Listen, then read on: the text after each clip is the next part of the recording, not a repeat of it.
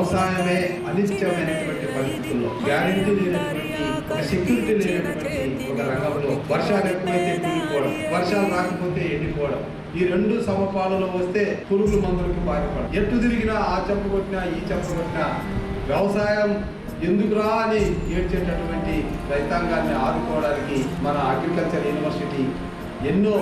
ప్రయత్నాలు చేస్తుంది. ఆ ప్రయత్నాల్లో భాగంగానే ఈరోజు వ్యవసాయం కూడా మనకు ఒక ఆధారభూతమైనటువంటి